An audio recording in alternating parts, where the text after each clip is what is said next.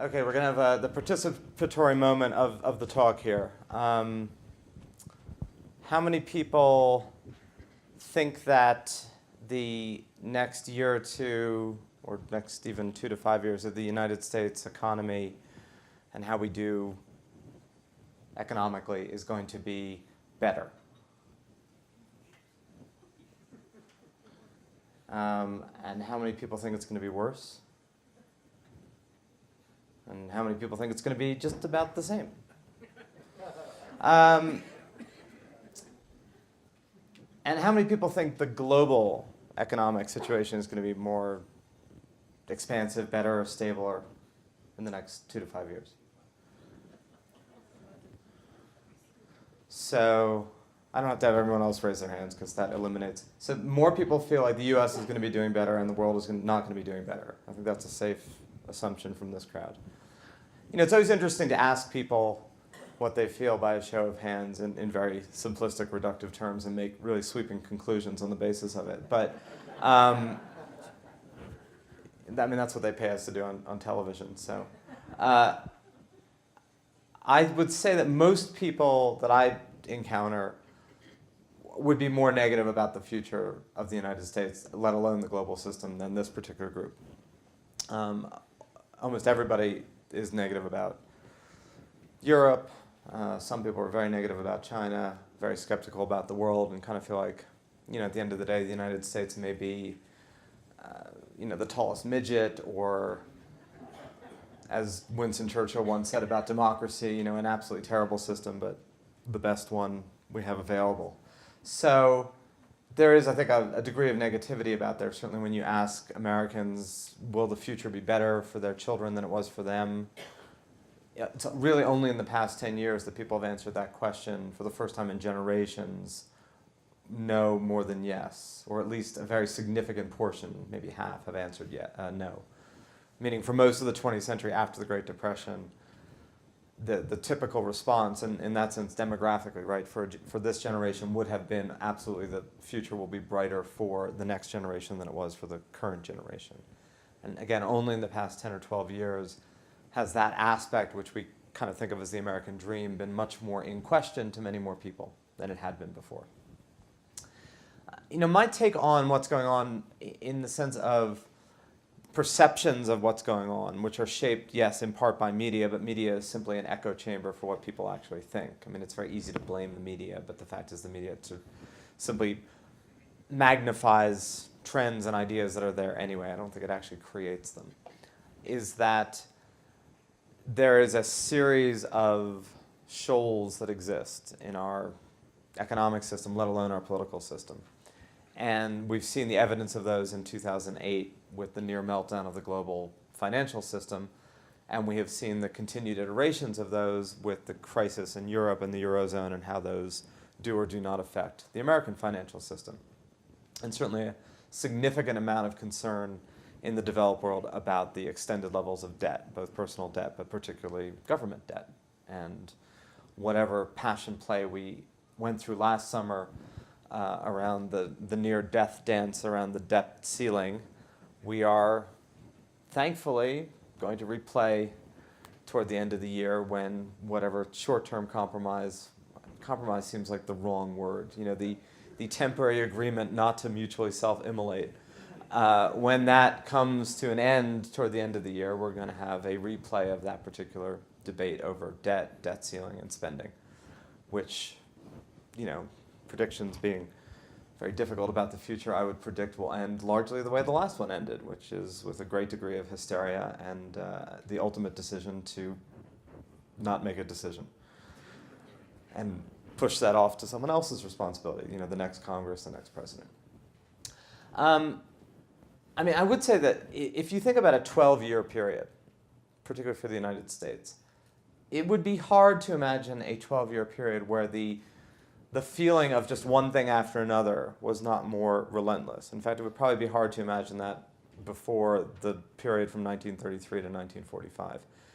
And at least the period from 1941 to 1945 had a pursuit at the end of it, i.e. winning the war, that for a while seemed to be more unifying than creating separation, whereas the past 12 years of America has been kind of an endless litany of one thing after another. I mean, this period of time began, the marker that I'm using, of the bursting of the NASDAQ and internet bubble in March of 2000, followed by a recession in 2001, followed by the attacks of 9/11, oddly enough on 9/11, followed by the invasion of Afghanistan, the invasion of Iraq, a further stock market meltdown in 2002 with a series of financial scandals and mistrust of corporate America, i.e. the implosion of Enron and WorldCom, not to mention the Tyco affair where the then CEO of Tyco was shown to be spending corporate money on very expensive shower curtains, and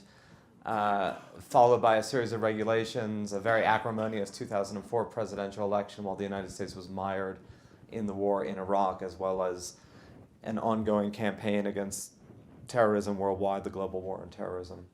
Followed by a brief halcyon moment that passed all too quickly and was based on all too little, namely the housing bubble, which, as we know now, and as we probably should have known then, was built much more on foundations of sand, and I don't mean the good kind of sand that you build houses on, foundations of derivatives and speculation, followed by the collapse of that, or the beginning of that to implode in 2007, a recession that begins at the end of 2007 into 2008, the near implosion of the global financial system triggered by the collapse of Bear Stearns in March of 2008, the collapse of Lehman Brothers in September of 2008, the complete implosion of the global economic system where almost all commerce ceased from September to about February of 2009, followed by the election of Obama.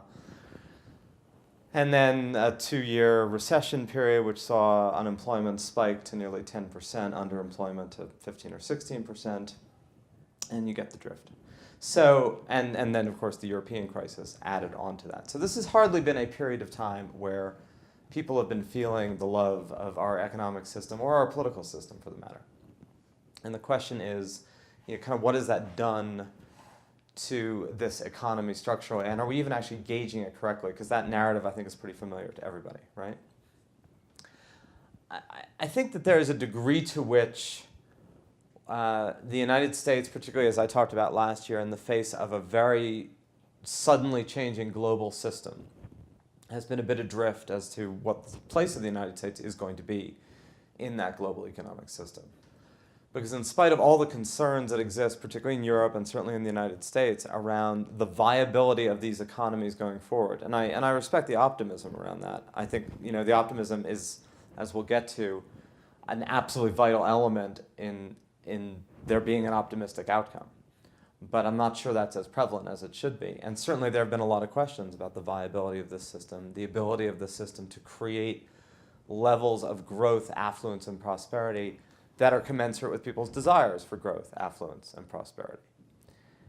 But all of this, and particularly what's going on in Europe right now, are taking place against a backdrop of the following. That the past 12 years have been the greatest period of wealth creation and affluence creation for the globe that the world has ever known. More people have emerged out of poverty into something resembling a middle class. Hundreds of millions of people, if not billion, have emerged out of an agrarian poverty into something resembling a middle-class lifestyle more rapidly than has ever happened ever before.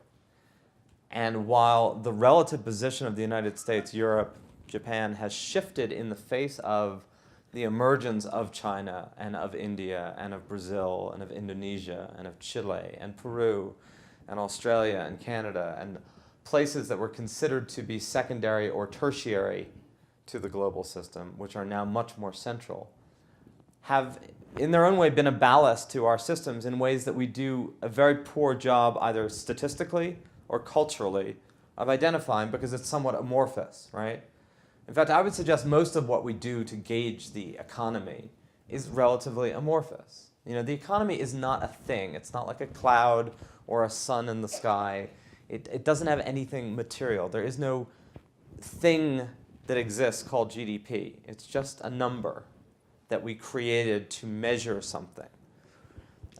None of us have a personal relationship to GDP growth or contraction, right? If GDP grows 2.8% in the second quarter, if it grows 2.2% in the second quarter, if it grows 1% or 4% or contracts 1%, the nature of your lives, unless you're somehow invested with all of your income in something called GDP futures, which don't exist, incidentally, then that number is just a number, right? It's an abstract statistical thing that we have in the past 40 years come to hinge a huge amount of our collective sense of well-being, governmentally and socially. You know, when that arrow is pointing up, there's a sense that we're doing the right thing. When that arrow is pointing down, there's a sense we're doing the wrong thing. Even unemployment, which has become the central focus of is this system working, is just a number that we've created statistically that didn't exist before the 1930s. In fact, none of this existed before the 1930s. Google, some of you may have heard of it, has a bunch of features that they don't make a lot of use of because they have a lot of engineers, and one of Google's attributes is that they give their engineers 20% of their time to just pursue their own passionate projects, whether or not it adds to the bottom line. So somewhere in the bowels of Google, if you sign in and you have a Google account, there's something called Ngram. Now what Ngram is that before copyright, or rather when copyright expires, so anything about 20 years old or older, Google has digitized. So every written thing ever produced by humankind has been digitized by Google pre-copyright. And you can scan this corpus for patterns. So you can type in whatever phrase you want. You know, how many times has the word Freud been used in anything published in human society before 1992? Just for example, let's say you wanted to find that out. So if you type in the word the economy,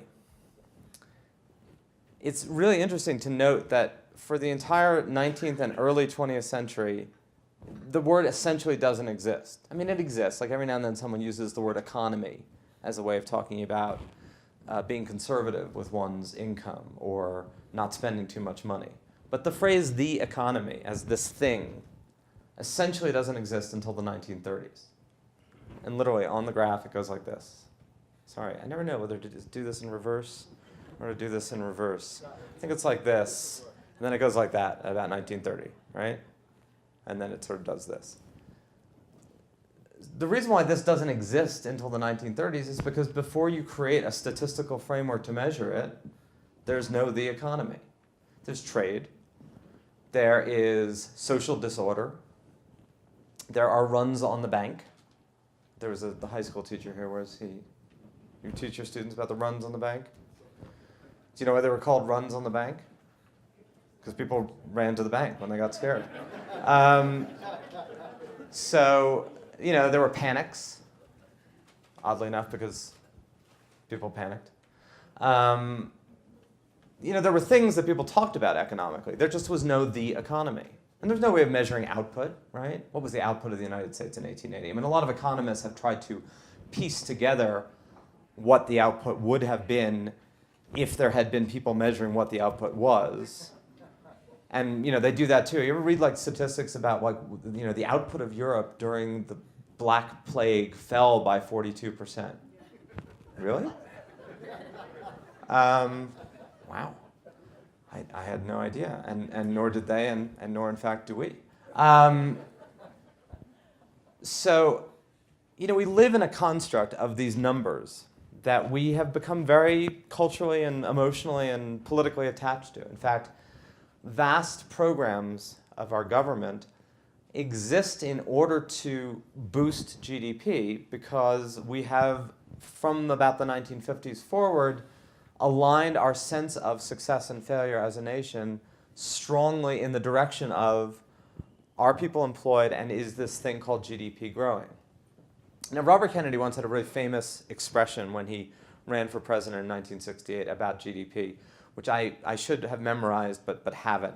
And it basically said, you know, GDP measures everything in life except for things like a day spent in the park with your family, a precious moment spent with your child reading a book, you know, looking out on the wonders of nature, et cetera, et cetera. It basically said GDP measures everything except that which is most vital to measure. Now that's extreme, right? Because there's a lot about GDP and what we produce and what we do that is materially beneficial and central to our lives. But again, it's just a number. So too is unemployment, right? So we talk about an unemployment crisis in the United States, and we have a government policy and debate designed to address this crisis because there are a lot of people without work. There are a lot of people with part-time work.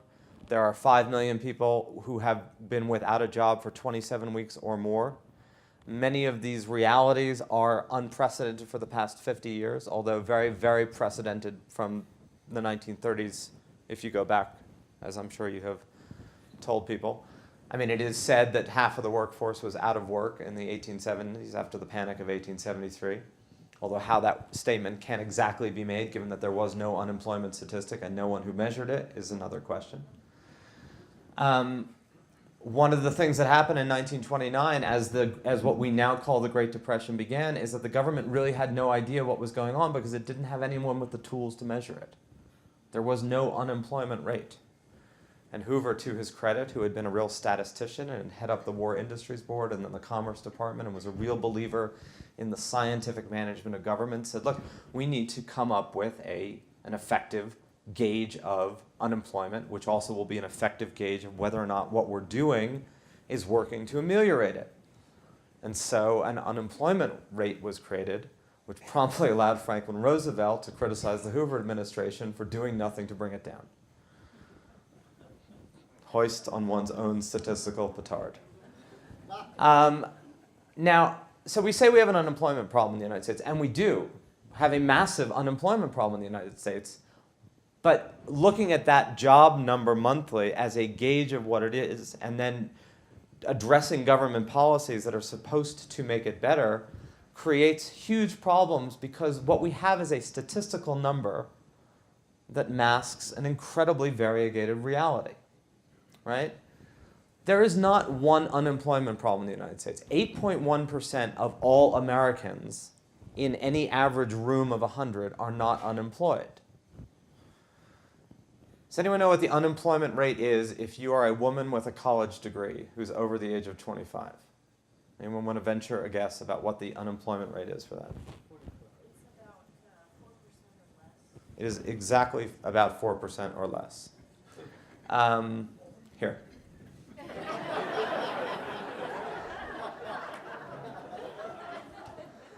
Now, if you are a male with a high school degree or less, you have an unemployment rate of about 20%. If you're an African American male or a Hispanic male without a high school degree, it's about 25%. If you are living in Texas or Nebraska or Oklahoma or North Dakota or South Dakota or Massachusetts or Maine or many other parts of the country, there's essentially a 4 or 5% employment rate. In some of the first mentioned parts of the country, less than 4%. If you're in Central California or Nevada or Arizona or Florida or parts of Illinois or parts of Ohio or large swaths of Michigan or Western Pennsylvania, it's about 10 or 11%. So there is not an unemployment problem in this country the way in which we understand it. There is a massive unemployment problem in this country for a large swath of people who either were doing construction-related jobs and housing-related jobs and retail-related jobs that were related to housing and construction, or increasingly who were doing government jobs. Because in spite of the partisan rhetoric about the growth of government for the past 2 years at both the state and federal level has been shedding jobs at the rate of hundreds of thousands. There is an unemployment problem that is very specific and broad, but not universal the way in which that number would say. And so addressing it as such makes it seem very different than it actually is, right? We pay huge attention to the number without paying lots of attention to what underlies that number, which tells you, in fact, that there's a massive difference between educational levels and skill levels. We also have massive problems with the nature of employment that don't even show up in that, which actually probably makes the picture seem a little bit worse, and that the greatest job growth in this country for the past 2 years has been temporary work around holiday time, lower paid healthcare services, non-registered nurses, orderlies, aides at clinics, bartenders, waitresses, fast food workers, and a variety of services like that, all of which pay a wage that may or may not put the person who works in those jobs above the poverty line in their region. So there's a lot of employment that isn't really employment, but the unemployment rate doesn't tell you that. But there's another jobs number that we pay much less attention to, right? Does anyone know what that jobs number is? This is an unfair question, but if someone gets it, then I'm really going to give you the mic. What other jobs report is there? Think of a different spin on the word jobs that comes out every quarter, not every month. It's the Steve Jobs report. It's the Apple Computers, or what was Apple Computer, what's now Apple's, quarterly report about how they're doing. So on the one hand, you have a bevy of government information and statistics that point to some real deficiencies in our economic system.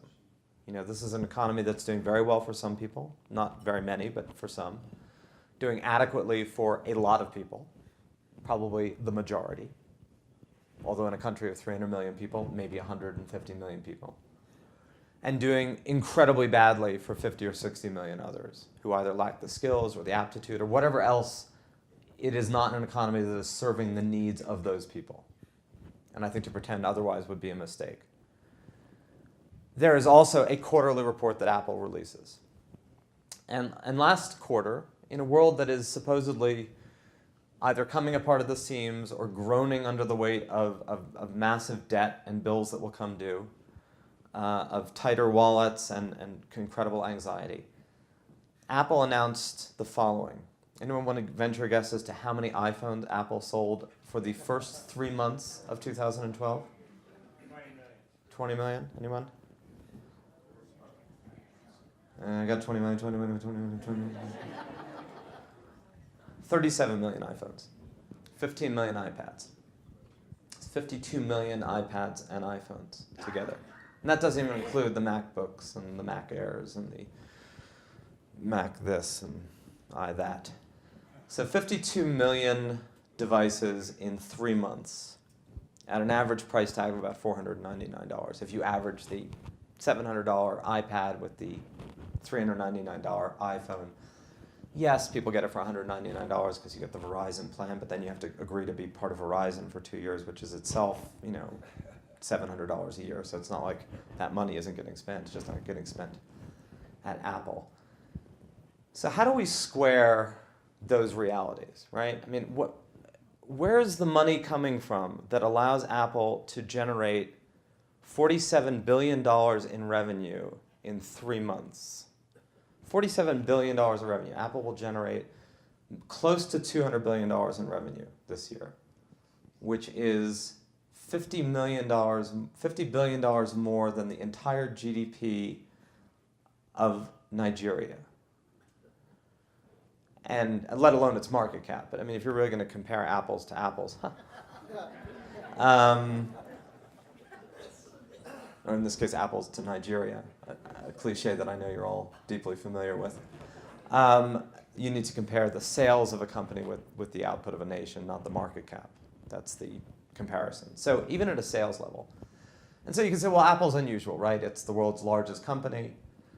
It has a dominant position. And even though those products are not what one would call a lower-end device, you could say, look, they are essential in the world we're living in, and they are. But there are a lot of other ways to meet that essential need. You could say that Apple's success has really not been quite so stunning because it does have to be juxtaposed to the manifest failure of this. Does everyone know what this is? A piece of plastic with buttons that shows pictures of my kids and occasionally makes calls. By the way, you had to love the fact that 5 days after Steve Jobs died and before the iPhone 4 was introduced with that sort of voice recognition Siri function, BlackBerry servers went out for 3 days. Anyone suffer from this global outage of BlackBerry services in October? And the timing of it, 5 days after he died, 3 days before the iPhone 4 gets introduced, their entire global network shuts down. You know, you don't necessarily have to believe in God, but it did make you feel like maybe there was just a disembodied presence of Steve Jobs as his last act in life, reaching down from the heavens to those servers in Waterloo and just going, boop. So maybe, you know, Apple's gain has been BlackBerry's pain, and maybe Apple's gain has been the fact that Nokia, which had 72% of the global cell phone market 5 years ago, has also, in its own way, begun to implode. But then you'd have to explain, well, why has Samsung done so well? You know, Korean company that makes a smartphone alternative. Why is Motorola Mobility, which Google bought, done so well? Why is HTC, a Taiwanese maker of a very high-end phone, done so well? Why, in fact, have so many companies done so well? Where is the money coming from?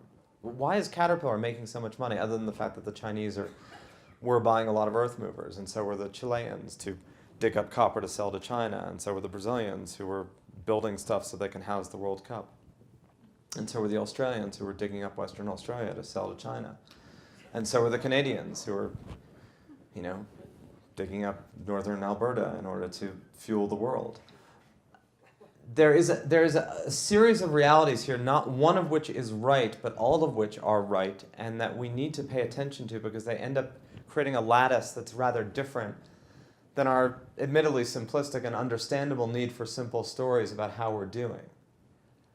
And a lot of this is against a backdrop of this statement I made before of the greatest period of wealth creation we've ever known. Now, there are dislocations of this, right? There has been a multi-year and generational shift in the nature of employment in the United States away from manufacturing.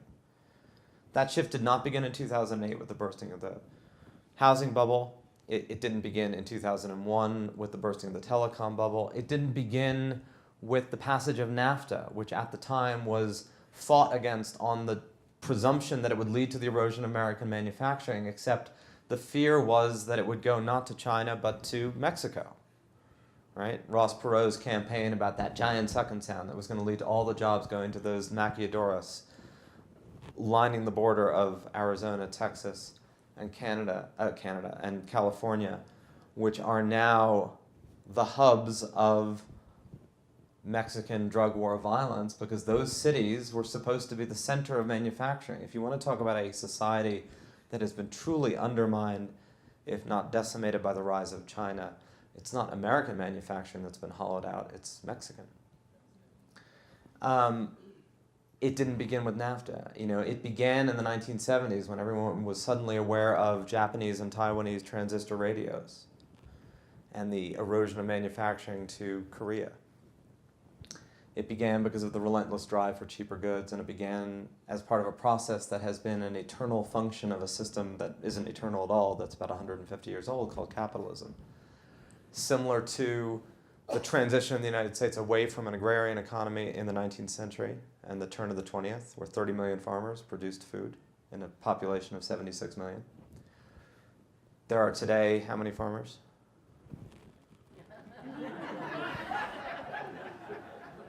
How many farmers? 2 million. And there aren't really 2 million farmers. There's a lot of agribusinesses, and there are 2 million people who work on farms. Who produce far more food, by the way, by 10 to 15 times the caloric output than was produced by 30 million farmers in 1900, which is why the United States exports grains. So that process has been underway for a long time, and it's very little to do with the rise of China or the rise of anyone else. It has to do with the transition of this system and our desire for more ubiquitous, lower-cost goods as well as technology. And those are very disruptive trends, and they're very disorienting. And they've gone global, which has allowed for the growth of a lot of the world. But they've left some questions about what the nature of this system is going to be going forward if it's not going to be manufacturing and it's not going to be farming. What does it really mean to be a services-based economy? No one knows because it hasn't existed. The fact that no one knows and it hasn't existed may be bewildering, but it's not a recipe for there is no way this can work going forward. It's just a recipe for we don't quite know how it's going to work going forward. You know, we do know that ideas have currency. We do know that people pay for services that have a less manufactured quality, right? People pay for things online that are a product of things created online, not a product of things created in factories. We just don't know how that system's going to work going forward. So we're in the middle of this transition.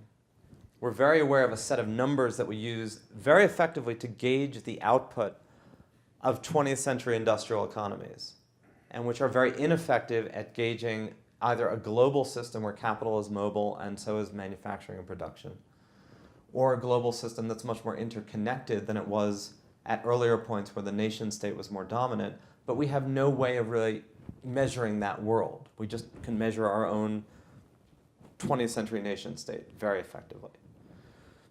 And we miss a lot when we're doing it. And I know that we miss a lot when we're doing it because you're constantly reminded of the disconnect of, if things are so bad, how is Apple and 10,000 other companies selling trillions of dollars worth of stuff, right?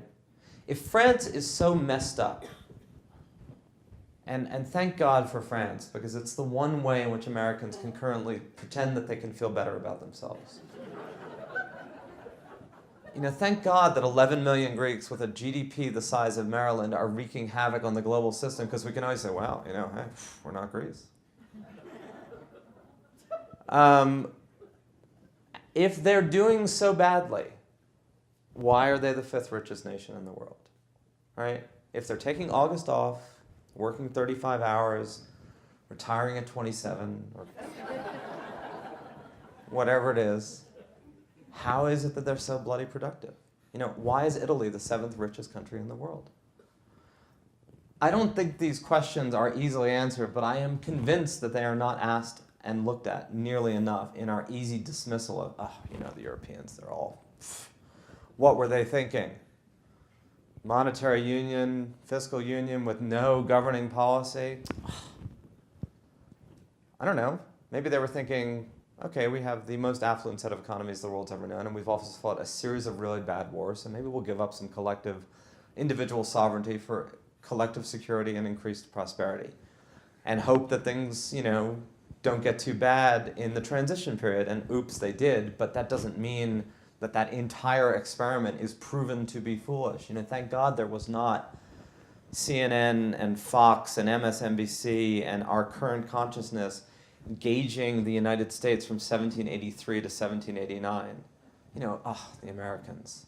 Articles of Confederation, separate states, different budgets, no bank, no unified monetary policy, they're reneging on their debts. And there's no way those people in Georgia are ever going to agree with those people in Vermont. And the Rhode Islanders, don't get me started. A good thing we didn't have the national media to comment on the messiness of things coming together at that particular period of time that we do toward Europe. Oh, the Germans are never going to come to the aid of the Greeks. Please. Have you ever seen a Lutheran sit down with a Greek Orthodox? So, let's cut some slack here. And also, separate from the slack part, I really would like to know, I'd like someone to come up with a better explanation for why France is so apparently dysfunctional and yet so rich. We seem to know why we're rich. We believe that we work hard. We believe we have a system that, while it has multiple inefficiencies, is still a source of innovation and creativity. And I want to get to that and then finish up and leave a good bit of time for questions.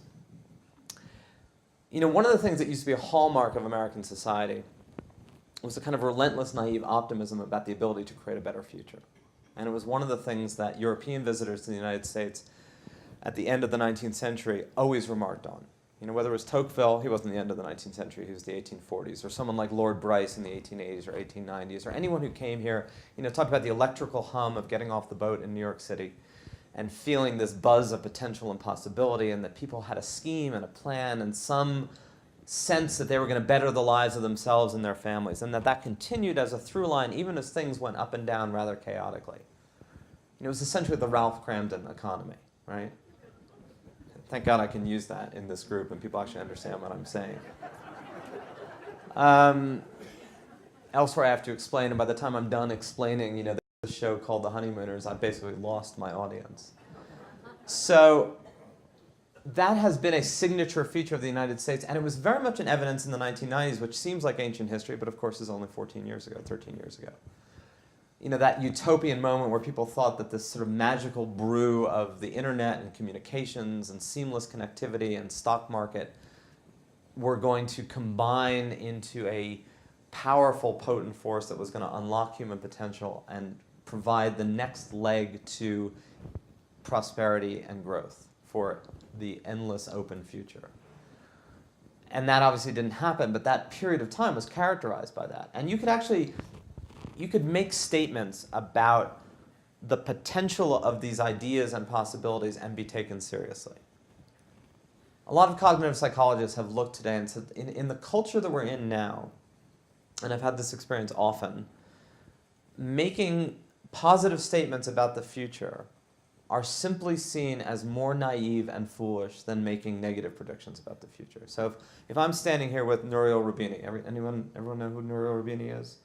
Kind of a friend, colleague who's earned the moniker of Dr. Doom for his rather relentless prognostications of impending economic collapse. And by the way, back to if you're going to make predictions about the future, just don't give a date. Because as long as you say, this system is headed for a crash, it's a train wreck waiting to happen, central banks are printing too much money, it's all fiat currency, inflation is sort of weirdly not happening, but that's just because it's going to get really bad. Like every moment it doesn't get bad is just proof about how bad it's going to get. Every moment that the global system doesn't collapse is simply an indication of just how bad the collapse will be when it inevitably happens. And as long as you don't say when, it's impossible to prove that wrong. And in a culture that is deeply scared of that as being possible, it's almost impossible to argue against it and seem somewhat credible, right? Because future outcomes are uncertain, and if the fear is so tangible and the uncertainty so extreme, then those views have much more currency culturally. What's notable about the world today, you listen to someone like Eike Batista.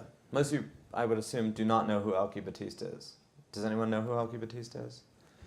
Eike Batista is probably the 6th richest man in the world right now, although who knows exactly how much money he has. He is a Brazilian, mid-50s, tens of billions a billionaire, kind of Warren Buffett billionaire kind of thing, largely because he controls ports and iron ore and all sorts of other stuff.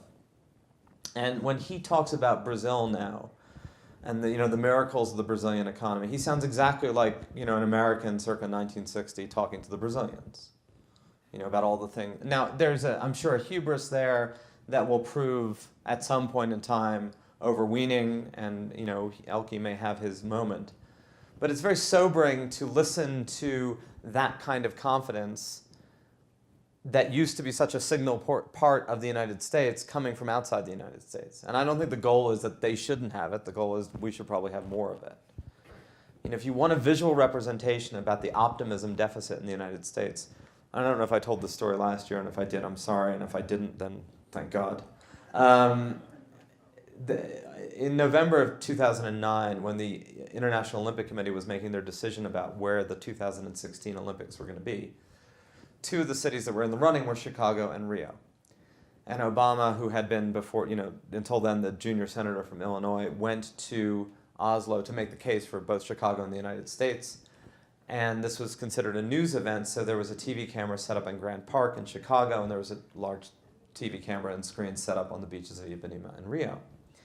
And one of the first decisions was that Chicago had been knocked out of the running. It was one of the final cities, but it was knocked out of the running. And so you saw on the big screen that shot of Grant Park and a bunch of people looking, kind of downcast and, disappointed that this wasn't going to happen. And the next shot was the announcement that Rio, which had also recently won, or Brazil, which had won the World Cup 2014, that Rio would be the seat of the 2016 Olympics. And immediately, the world's largest conga line, dancing, people cheering, drinking. Now, culturally, admittedly, it doesn't take a lot to get people in Chicago really downtrodden and depressed in the middle of November. And nor is it clear that the actual reaction of the Brazilians on the beaches of Ipanema would have been different if the answer had been no. But as a visual representation of where that locus of enthusiasm about creating the future resided at that moment in time and resides in this moment of time, it was very powerful. And I think the thing that really ails the United States right now is not the absence of means or the constraints of some sort of structure. And I'm sure there are people in this room who disagree with this. I do not think we are nearly as structurally hamstrung as we have convinced ourselves that we are. The Greeks are structurally hamstrung. And you can make all the prognostications you want about if we continue on the path, that is what lies in the future. And indeed, that is a useful warning and an appropriate harbinger of do not spend a lot of money really unwisely with the expectation that it will always flow freely and easily. But that's a truism at any moment in time, not just in the face of this moment in time.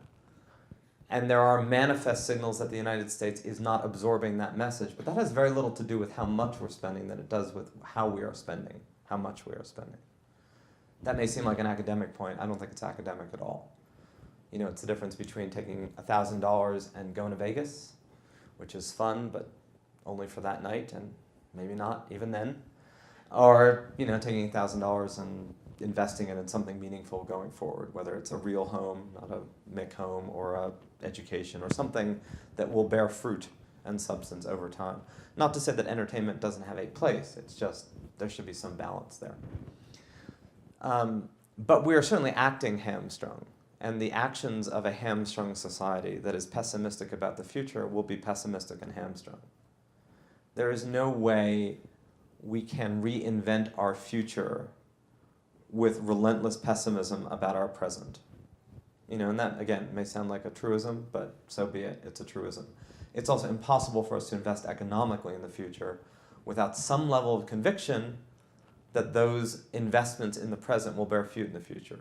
You can't start a business, buy a stock, buy a bond, put money in motion in any sense if you are convinced that the whole system is going to collapse and that the future is going to be worse than the present. Nor can you short your way collectively to prosperity. We cannot all short the stock market to prosperity. There is no way to hedge reality if reality is going to be negative, because someone's got to be on the other side of that. And if it is in fact going to all go down the tubes, no one will be on the other side of it, because everyone will have insured themselves against it. It's like nuclear war insurance. Who's going to pay for the house when the world is destroyed? So, you just can't, we cannot create that future without a belief that that future is creatable, and the way in which we invest and spend our time and economically move forward is not going to happen unless that conviction is there. And for the time being, it is there in other parts of the world. I want to end with the one observation, which is nobody in this room would have imagined a period of time where you would have collectively looked north and seen a potential model that's worth emulating. The Canadian dollar is trading at par with the American dollar. They believe in government, but they believe in private industry. They believe in public-private partnerships. They have a banking system that's been well regulated, but is still free market oriented.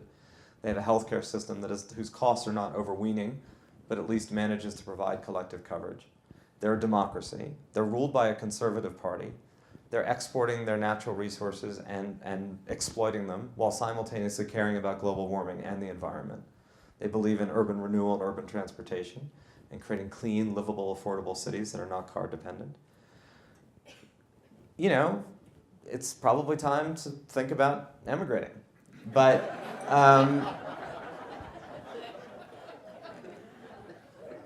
it is possible to come up with formulas that work better than what we're coming up with. And I certainly believe it's in our collective potential to do so. So if I've left you with any thoughts, it's, there's a lot more going on in this society than we think there are. A lot of it is a lot more positive than the loss of our numbers would suggest or than our political dialogue would suggest. There's a lot more prosperity surrounding our very well understood issues of distribution, income fairness, and poverty, all of which are real issues but require real resources to address.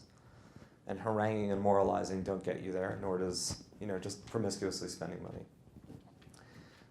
And that there are well springs of both innovation and capacity in this system as well as globally that are much more prevalent and surrounding us than we give credence to or that we pay attention to. And yet it shows up every time someone picks up one of those phones.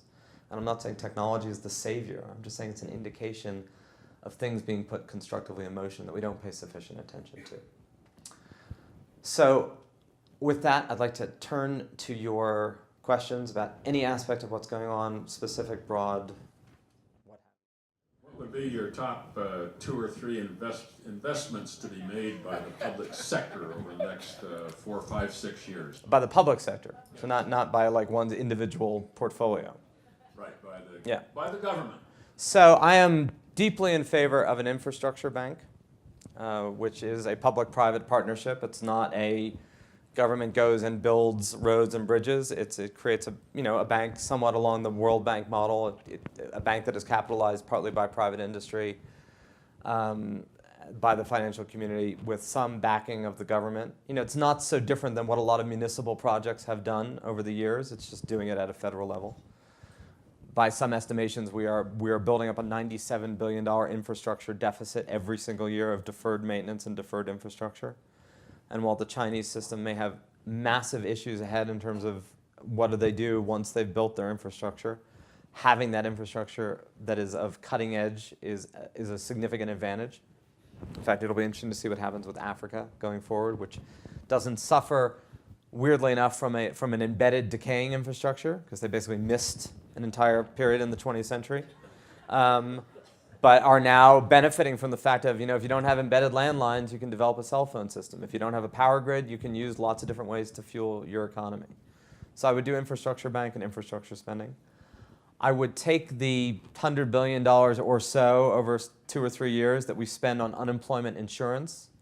So basically, my take is in the United States, we have an extremely expensive, very solid, and rather comprehensive social safety net, while simultaneously either pretending we're not spending the money or decrying the fact that we are, which means we manage to provide security while making people feel massively insecure. Which kind of defeats the purpose, right? The point of a social security safety net is to keep people feeling secure, because panic is not a productive part of society. So if we're going to spend the money paying people in emergency benefits that we extend, I guess, forever, because we don't like socially, nor are we don't have a kind of multiple lifetime view of society such that we're comfortable with visible poverty. If you're going to spend that money paying people not to work, I would suggest we could spend that money paying people to work. And we have some precedent of that in the Works Progress Administration, the Civilian Conservation Corps. Many of these people have skills that fit the infrastructure needs as well, meaning it's often men who have had some ability to construct. Now these things, I'm sure, get perceived as, oh my God, you can't do that, that's socialism. Or, the fact is we are spending the money. I'm simply suggesting that if we're going to spend the money on insuring people against joblessness, that we could also spend the money, the same money, right? Money that is being spent to have some productive work that's in the direction of infrastructure. So I would start with those two things, which seem to me, when I say them, so delightfully abstract and detached from any actual viable reality in Washington that I can feel like I'm a Martian coming down speaking in tongues about a potential economic reality, and yet all of which are completely within our potential and require zero budgetary change. In fact, you could cut a lot of spending and still do this if I were whatever, God, President, and Maestro. Nonetheless, that's what I would do. Yes, I'd like to ask about the success of North Dakota in its venture into state banks. It's had a state bank since, 1910, and it didn't suffer the economic withdrawal that the rest of the country had. There's 17 states that are looking at state banks, and I think Oregon is one of them. Could you comment on that and lessons learned, and is this something that maybe Colorado should look at? Yeah, I'm glad you mentioned that. I think I did mention North Dakota at the beginning. And I think this may be the first time I've talked about North Dakota twice in one talk. It's 600,000 people, and other than the movie Fargo, not one that most people know even really where it is. Bismarck, it's capital, right? Yeah, okay. So I'm not sure. There's a real argument going on. You talk to someone like Richard Fisher, who is the president of the Dallas Federal Reserve, and he points to the success of a number of these sort of middle states. In fact, it's an interesting line you could draw from North Dakota through Texas, and they all have essentially escaped some of the worst of the past several years.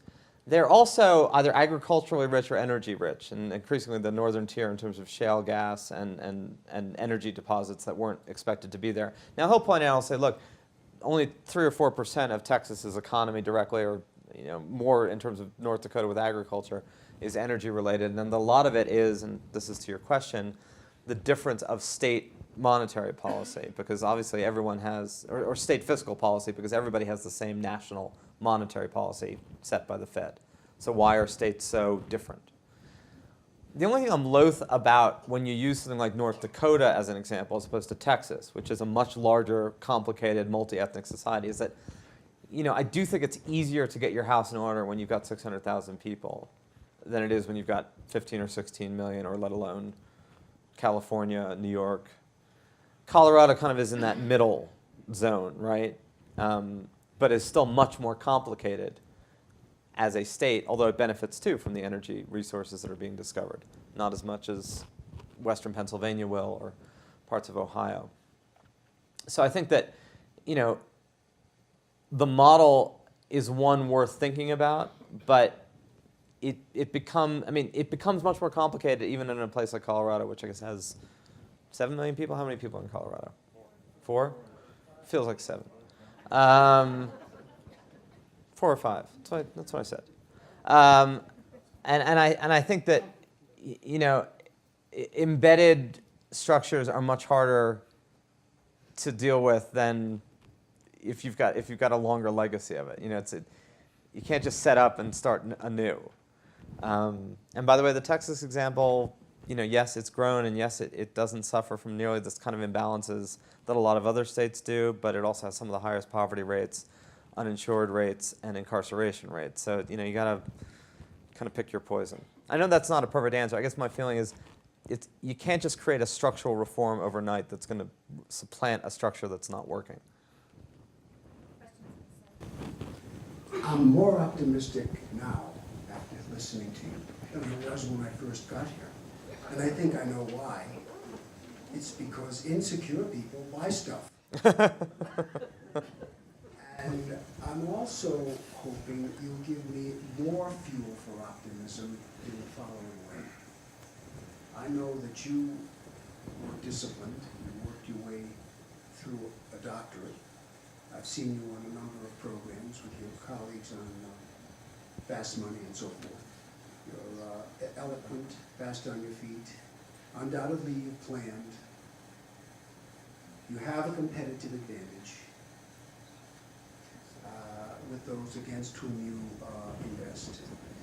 I'm wondering if the United States has some of those same attributes. That would help me be more optimistic, particularly if we could leverage our education system to help maintain those competitive skills that our forebears had. So I think there's like a two-level answer to that. One is there may well be a generation of people between 40 and 60, let's say, and a set of those who were in certain industries, whether it was manufacturing or certain types of services or certain types of sales, whose skill set is simply not matched to the world we're in. And you can talk all that you want about retraining and re-educating and all these things, but not everyone who's 45 years old and had a certain set of skills is either capable or willing or able, for whatever reason, to make that transition. And that should not be an indictment on them. That should simply be an observable fact of human nature that we're going to have to grapple with socially. So my take is that as long as we keep pretending that our employment issues are a cyclical function of either what happened in 2008 or the rise of China or something like that, that we're fooling ourselves about the nature of the shift that we're in, and therefore we're not dealing well with what are the dislocations, how long will they last, and what are they going to be. So again, back to the if I were God president, Grand Poobah,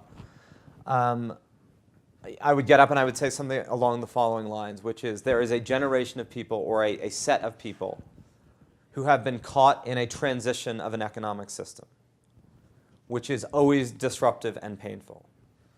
And while we will do everything we can to encourage and exhort that set of people to find different applications for the skills they have or to acquire new ones, we may be faced with a much greater period of dislocation and underemployment and unemployment for that set of people for a much longer time than we're accustomed to, and that we have to make some social allowance for that. And that that's not going to go away in 2 years, and it's not going to go away because Republicans cut the debt or Democrats increase the spending or we balance the budget. 20 million people whose skills are X are not suddenly going to magically find employment because the Tea Party gets into power and slashes our deficit by $2 trillion. Those things do not, in my view, line up logically, other than some faith-based statement of somehow if there's less debt, people will be hired to do jobs that we currently do not find needed or necessary, just 'cause.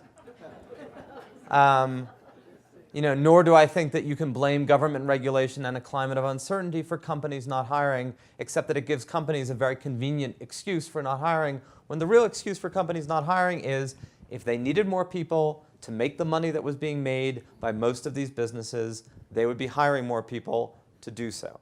If the demand were there, the jobs would follow. That's another issue. So I would accept that reality, and back to the point about spending money to productively use that population or help that population be productive. I mean, I'm not saying use them. Would be step number one. The other is there is immense creativity, it would appear to me. Whenever I get into a room filled with either people from Wall Street on the one hand, people from Washington on the other, and people from Silicon Valley or in some industry, whether it's GE or Caterpillar or others, invariably the group of people in those worlds look at the people in those other worlds and go, what is your problem? Why are sunny days preludes to clouds? Why is it that you are so obsessed with the black swan that you missed that you are seeing one existing behind every corner? They're thinking wow, we are creating a better world. And whether Facebook, which as I think many people know, is going to go public on Friday at a valuation of $100 billion, and I'm sure will be worth 150 by the end, whether or not that's a bubble or not, there's something going on there that is likely to be unlocking the ability of people to connect and not just find people for friendly chat, but if you talk to human resources departments about their ability to hire people or to create skill sets and communities of people with like-minded skill sets, there's something going on there that is likely to be transformative, whether it's Facebook or something else. Google certainly has proved that. And a lot of the source of those innovations still resides in the United States. None of this is coming from elsewhere in the world, which should never be a recipe for it will not some point soon come from everywhere else in the world. It's just to say we have yet to lose that vital spark of creativity about imagining worlds that don't yet exist and trying to make them real. And that surrounds us in very particular pockets in a very, very profound way that I find very heartening. I just don't see it in the financial world, and I don't see it in the political world. I see the complete dearth of it and the absence of it and the opposite of it. And that is a massive problem that I don't begin to have a solution to other than to point out that, talk about attitude adjustment hour. That is absolutely in order. Could you comment a little bit on J.P. Morgan and their manipulation? He was a great, great man. And, Oh, sorry. And how that reflects on our ability, our inability to put any regulation in at all in the financial markets.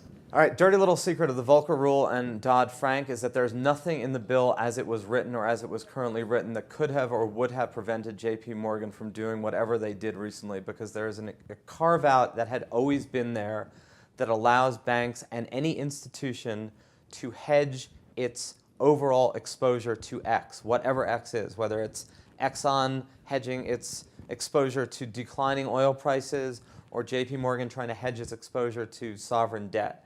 Nothing in Dodd-Frank would prevent that. In fact, there's explicit provisions for that. And all the bank has to do is say, this was done in the service of trying to mitigate, quote unquote, portfolio risk. Now you could say, well, then the answer to that is, fine, we should have written Dodd-Frank differently, and the Volcker Rule should be construed to say that you cannot use derivative instruments, synthetic or otherwise, to hedge against risk if you are a bank whose deposits are federally insured. But then you'd have to say, well, they didn't technically use their federal deposit insured portion of their income, they used the bank holding company's capital, some of which clearly flowed up from the depository insured unit underneath this behemoth thing called JP Morgan Chase. And then you'd have to say, well, then we don't think these holding companies should be able to do that. And then what you're back with is the only way that these issues do not replicate themselves is if these institutions do not exist in their current form. That the areas where the higher risks are taken are not federally guaranteed, and the areas that are systemically necessary, depository banks, community banks, mortgage banks, things that are absolutely vital to the free flow of commerce and have always been, but which we believe because of the experience of the 19th century could be too susceptible to panics, and therefore we were going to backstop it federally, hence the Federal Deposit Insurance Corporation of 1933, that those have to be separate. You know, that banks can only take X risks, and then you're back to Glass-Steagall, and you're back to breaking them up, and you're back to the issue of too big to fail. But I can assure you, you can take it to the bank, pun intended, that there is not a single regulation, no matter how stringent on the books, that will prevent financial institutions from taking risks. Because right now the real problem is they're not taking nearly enough risks. They're hoarding their capital because of the fear of losses. And then they're trying to hedge themselves against those losses, which then create risks. There's no such thing as risk-free banking. The question is, where should the risks reside societally versus the need for lower risk endeavors? And I don't believe any of the regulatory framework has adequately addressed that. All we've done is we've added a lot of regulators to a system that is going to continue to create these issues and therefore suboptimally serve all of us, including, honestly, the banking industry, which is not a lot of fun to be in. You know, for all the 99.1%. My favorite moment about this in terms of the disconnect of income dislocation is I was covering some of the protests in Zuccotti Park. And by the way, you know, I manage a small hedge fund, which has done rather poorly, that focuses on sustainability, and that may be why. So I was, you know, in the journalist hat, I was at Zuccotti Park during the, you know, fall moment of the 1% Occupy Wall Street. 5 days after that happened, it was, by the way, the same period of time with the whole Steve Jobs BlackBerry thing. So, you know, the railing, the bank bonuses are too huge. You know, how can Citibank give Vic Prampanda $10 million? This is scandalous. They almost sunk the financial system. Apple's board of directors, one of whose members is, anyone? Al Gore. Just saying, this is not a critique, just observationally about the completely contradictory way in which we deal with these things, announced a compensation package for the 5 top executives who were there after Jobs had died, including Tim Cook, for a grand total of, anyone? Just thought I'd throw it out there. $387 million, give or take. It's probably more than that now because the stock price has gone up 25% since then. So let's just call it an even 500 million. Now, there was not a single person not typing their protests about Vikram Pandit on their iPhones and iPads in Zuccotti Park while doing their like little, you know, thing with the hand. I don't know what they had hand signals. They didn't applause or say no. They never mind. So, you know, the disconnect between banking as an industry, right, and what went on, I think there's a lot more there in that there's a lot of money flowing around the world. Part of it flows through banks. The issue for banks right now is they're not lending enough, not that they're too promiscuous with their pursuit of risk, but you know, these risks are going to continue in a way that is probably not optimal socially unless we break these institutions up, and that seems to, at least for now, be off the table no matter where you are in the political spectrum. Yes, I briefly, and I don't know if this is in your sphere, but Look, if saying answers to things that were only in your level of competence and expertise were the necessary criteria for speaking with expertise about it on television, there'd be a huge amount of dead air time.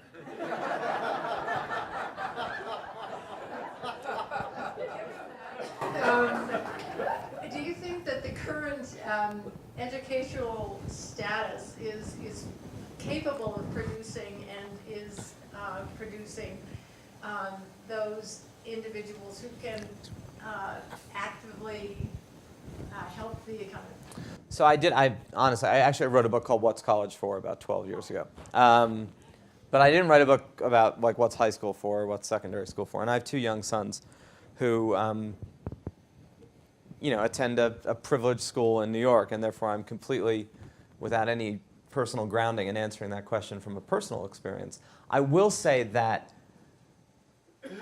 our romanticizing a moment in time where we think that the American education system produced, entrepreneurs and engineers by the troves and boatloads is more of a myth than a reality.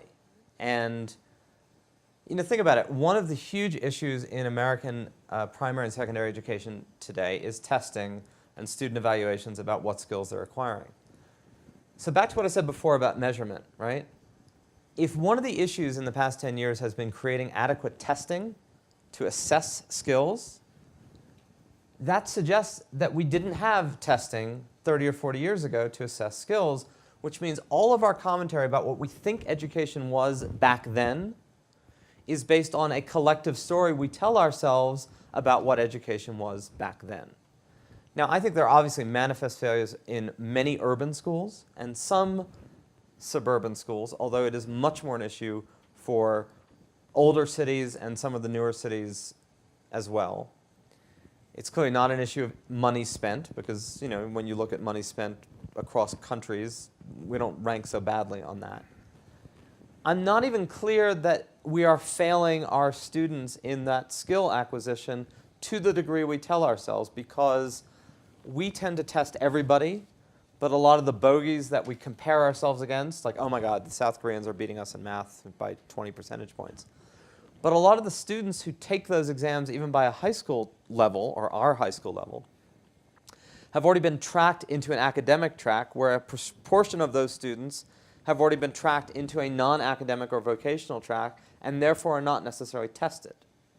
That obviously varies by society, but I don't know if we're making the right comparison about skill set when we make those statements about, oh my God, we used to be here, and now we're falling to 20th or 30th place.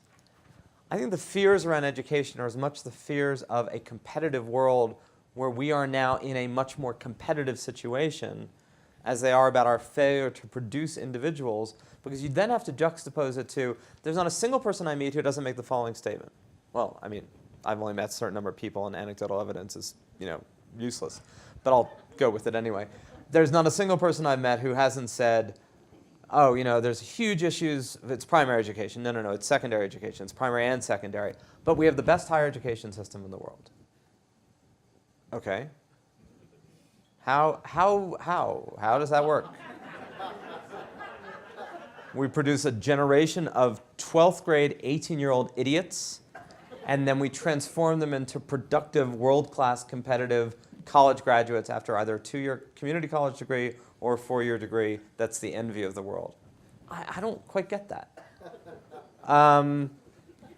So I think that educational issues are as much a compendium of our concerns and a romanticizing of our past, because I am convinced, there is just no way that a generation of people graduating high school in the 1940s and 1950s who did in fact often expect a factory job, whether it was at GM, whether it was at GE, whether it was at the local mill or the local company or at the local auto shop, were either reading Shakespeare, quoting Sartre, or able to build a bridge and design the engineering plans. There were always people who were capable of doing that, and there were always a lot of people who weren't.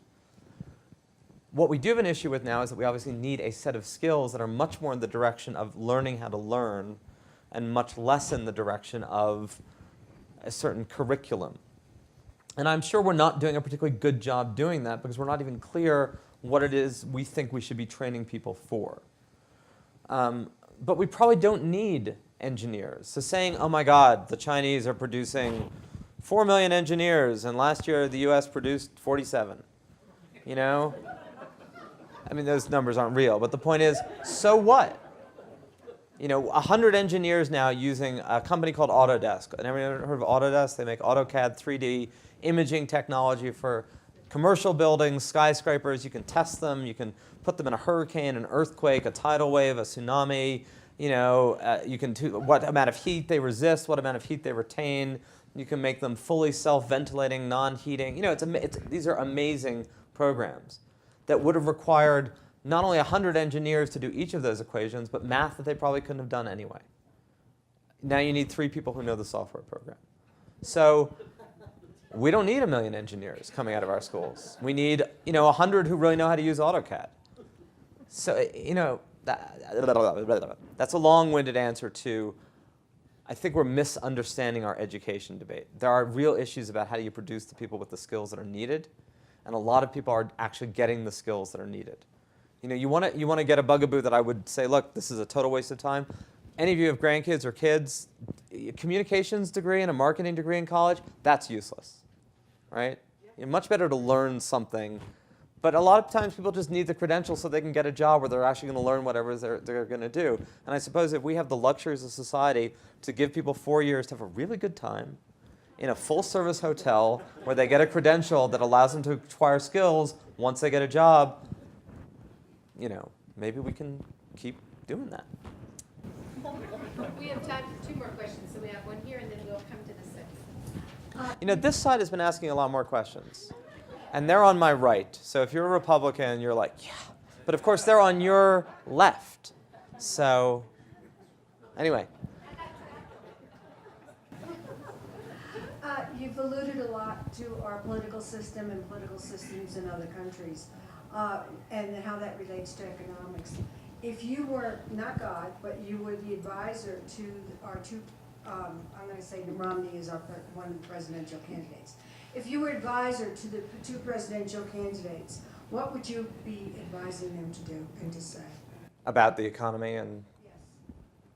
Well, again, back to the answer somewhat before of, I think the promise of government action to ameliorate a structural transition, the way that debate goes on, is overstating the role of government on both sides. And I think the Tea Party is just as guilty of this as what the Tea Party accuses the Democratic Party of being guilty about. Meaning, our political debate in this country revolves around the conviction that getting the politics right means getting, the structure of the economy right. We are government obsessed from both the left and the right in a way that I don't believe to be fully healthy for our collective ability to move our society forward. Government is 30% of our economy, state and local. That leaves 70% that isn't. And while it would be really good if we utilize that 30% wisely rather than frittered away half of it stupidly, I don't think you can place collective blame on the actions of government or collective responsibility on the actions of government to change things quite the way people think. These are very hard things to test out, right? Because unless one policy or another is enacted with perfect purity, everyone can always argue that the idea worked and the execution failed, and that it's only because of the messiness of the political system. So I would say, look, stop over-promising what it is government can deliver. And that pertains to Romney as well, meaning stop over-promising that if the philosophy of free enterprise and pairing government were enacted, it would suddenly unleash something that is currently leashed, or promising that program X, Y, and Z will do so. And change the nature of the discussion to what are we collectively going to do as Americans and how are we going to collectively channel our resources accordingly away from this, the economy was X then and it's Y now, and government did this or didn't do that. And also, look, acknowledge the fact that the thing that the European experience currently should be alerting us to is that there has to be some alignment between actual income being generated and actual money being spent, which doesn't mean that we can't take on huge amounts of debt, because we're taking on the debt we could afford. If interest rates were higher, we wouldn't be taking on the debt that we have. That may seem somewhat like a syllogism, but it's still true. We are spending the debt we're spending because rates are 2 or 3%.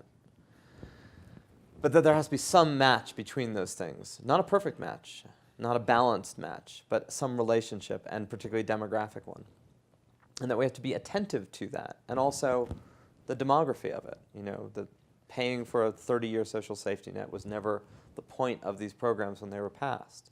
The age was 65 because people were going to die at 70, actuarially. So I think those would be the two, and also, the amount of money we spend on the military is designed for a world of military threats. And when you're spending more than the rest of the world combined on the military, it makes you very powerful militarily, but unless you're actually going to use it coercively, and you can use it coercively for economic effect, it's a dwindling return on whatever investment you have.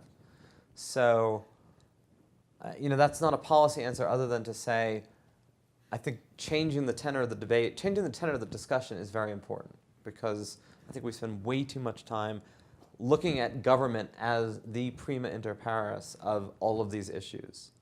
And it's a destructive focus from both sides. Last question. Would you address the ramifications of the growing inequality and also what you see as ways to deal with it? I think the inequality issue, by the way, is one that is showing up in almost every part of the world.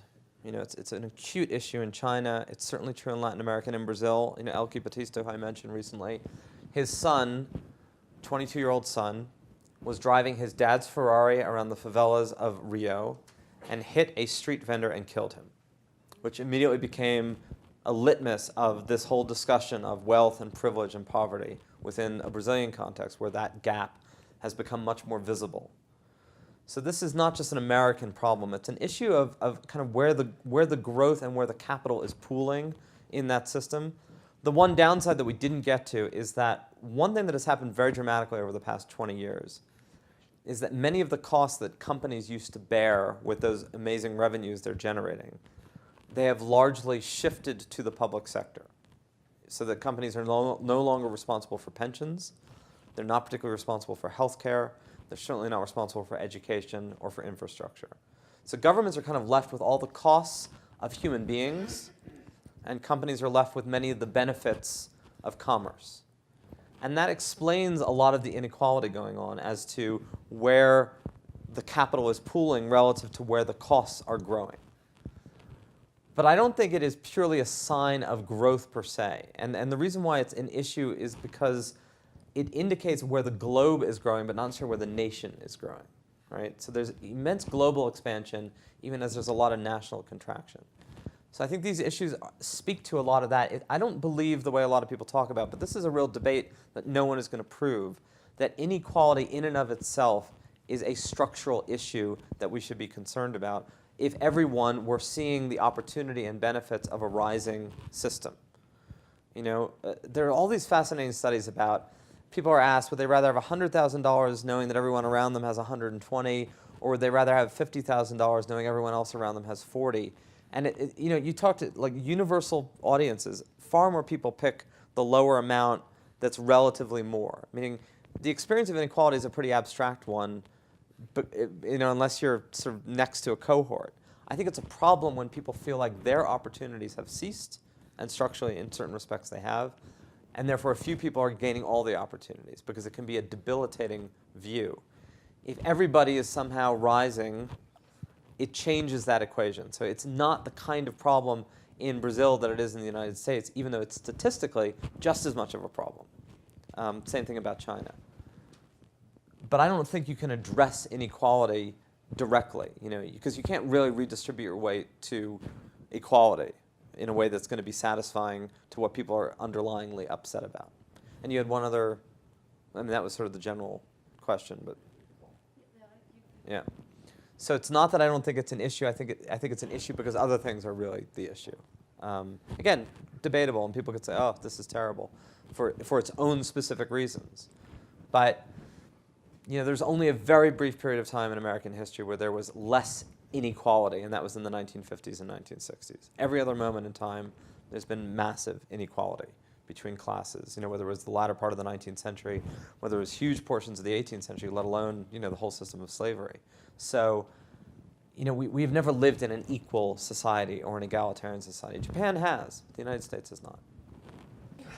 My good friend, this is my politician, I would say my good friend Randy. Thank you very much.